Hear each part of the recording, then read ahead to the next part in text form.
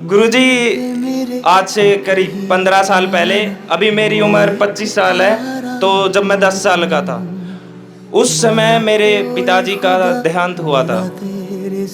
तो मैं आपसे पूछना चाहता हूँ, जो इंसान इस संसार से चला गया लेकिन आज भी हम उसे भूल नहीं पा रहे हैं, मुझे वो हर जगह, हर मेरी सक्सेस पे, फेलियर पे, हर जगह याद आते हैं। ऐसा क्यों है गुरुजी? मैं क्यों नहीं भूल पा रहा उन्हें?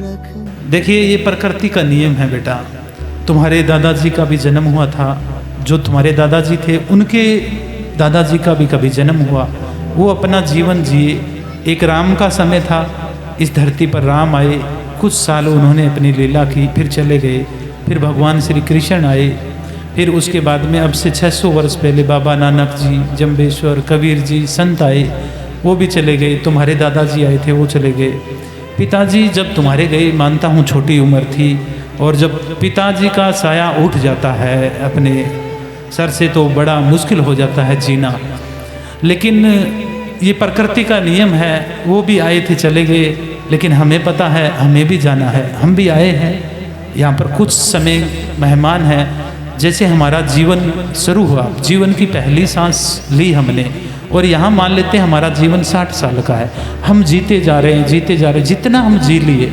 अब देखिए, तुम्हारी उम्र 25 साल है और परमात्मा ने तुम्हारी उम्र मान लेते हैं 75 साल की लिख रखी है, तो उसमें से 25 और मर गए, 50 मरना बाकी है। आज सुबह से हम जो हमारा जीवन लिखा हुआ है उसमें से आज का दिन हम एक दिन और मर गए हैं, कल एक दिन और मर जाएंगे। एक दिन में कोई नहीं मरता, ऐसे लगता ना कि एक दिन में जाकर मरेगा। हर रोज मरते जा रहे हैं, मरते जा रहे हैं, एक दिन पूर्ण मर जाएंगे। तो जाना सबको है बेटा। और देखिए, जब चले जाते हैं तो याद बहुत आते हैं, लेकिन याद करना चाहिए हमारी जो उत्पत्ति हुई है।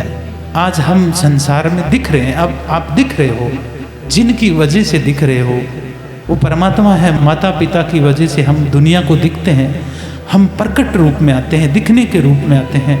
तो तुम परम धाम में आए हो, तो मेरा आशीर्वाद है तुम्हारे साथ में कि जब भी तुम्हें याद आए बुजुर्गों की, तो तुम मेरे पास आना। तो हमारी मर्जी से हमारा जन्म नहीं हुआ, सबको जाना है, तो हमें मोह नहीं करना बेटे, ज्ञान प्राप्त करना है। गुरु गोविंद सिंह जी के 4 पुत्र थे, 2 छोटे छोटे, 2 बड़े थे। और जहाँ गुरु गोविंद सिंह जी जिस किले में रुके हुए थे, वहाँ पर 500 सिख थे, वो सेना थी। और जो बाहर से आक्रमण करने के लिए जो सेना आई थी, राजा आया था, वो 1.25 लाख लोगों की सेना लेकर आया था। गुरु गोविंद सिंह जी कहते हैं अपने बेटों को कि तुम जाओ युद्ध करो, और एक बेटे को भेजा। अब कहने में आता है ना, 1.25 लाख नाल एक लड़ावा, ताही गुरु गोविंद सिंह कहा। तो एक बेटे को भेजा, कुछ देर तक लड़ते रहे, फिर वो शहीद हो गए। फिर दूसरे बेटे को भेजा और फिर कुछ देर लड़ते रहे 1.25 लाख सेना के साथ में, फिर वो शहीद हो गए। 2 बेटे दादी की आंखों के सामने जिंदा दीवारों में चुनवा दिए। अब देखिए, आंखों के सामने किस लिए? मानवता को बचाने के लिए कितना बड़ा त्याग दिया। तो ये जो हमारे अंदर मोह है ना, इससे ज़्यादा हमें बार बार याद आते हैं। तो मोह अगर छोड़ें तो गुरु गोविंद सिंह जी ने अपने बच्चों के प्रति छोड़ा, ऐसे ही आप अपने संसार के प्रति और अपने परिवार के प्रति मोह छोड़े, क्योंकि हमें जाना ही है। और मोह रह गया तो हमें दोबारा आना पड़ेगा।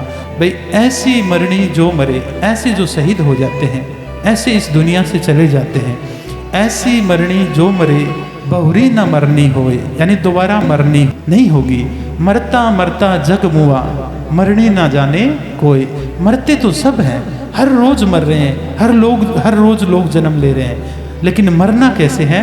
मरना है कि कुछ भी नहीं चाहिए, कोई इच्छा नहीं, कोई विचार नहीं, शून्य विचार में मरेंगे तो बूंद सागर में गिरेगी और खुद बूंद सागर बन जाएगी। धन्यवाद गुरु। मेरी जान मेरे संग चलना, हर